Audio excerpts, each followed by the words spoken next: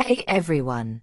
Welcome back to the show where we explore the hidden stories behind famous places and things. I'm Lily. And I'm Jack. Today's journey takes us straight into the heart of American power, Washington, D.C. Yep, the capital city of the United States, home to presidents, monuments, and way too much traffic. True that. But D.C. isn't just politics and protests. It's full of history, secrets, and symbols that most people don't even notice. So grab your coffee and buckle up, because we're about to take a deep dive into the story of Washington, D.C., the city that runs America. So, Lily, let's start at the beginning. The idea of a separate capital city was George Washington's. Exactly. In 1790, Congress passed the Residence Act, which created a brand new federal district, not part of any state, to serve as the national capital. Washington chose a spot along the Potomac River, between Maryland and Virginia. And that's how Washington, District of Columbia, was born. The Columbia part actually comes from Columbus, a poetic name for America back then. That's right.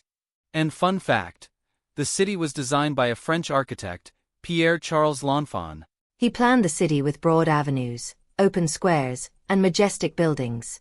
Kind of like Paris but with more eagles and less croissants. True. His design was meant to make the capital look powerful, elegant, and well-organized, like the new nation it represented. Now, building Washington, D.C. wasn't easy. It started as a swampy area filled with mosquitoes and mud. Yeah, early workers faced harsh conditions. The White House and the Capitol building took years to finish. And here's something many don't know. Enslaved African Americans played a major role in constructing these buildings. That's an important part of D.C.'s history. It was literally built by people whose own freedom was denied. Exactly. And over time, the city became a symbol of both American democracy and its contradictions. Wow. That's deep but true. D.C. represents the ideals of freedom, and the ongoing fight to live up to them.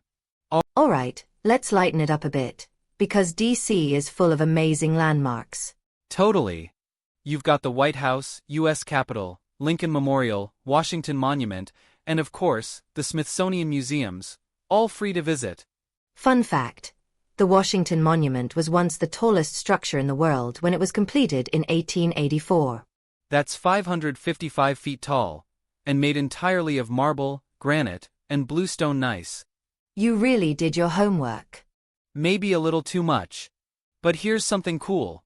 There are actually no skyscrapers in Washington, D.C. Right. By law, buildings can't be taller than the width of the street plus 20 feet. That's why the skyline looks open and uniform. It keeps the monuments visible, and preserves that majestic, classical vibe. Alright, Jack. Time for some D.C. secrets. You ready? Always. Hit me.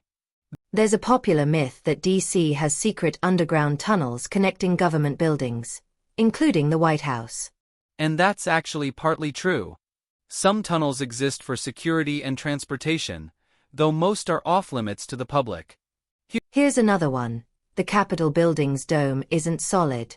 Inside, there's a giant fresco painting called the Apotheosis of Washington, showing George Washington rising into the heavens. That's so dramatic. Like the superhero version of the Founding Fathers.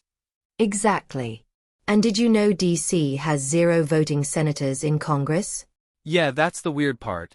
People who live in D.C. pay federal taxes, but have limited representation in Congress. Hence the famous license plate slogan, taxation without representation.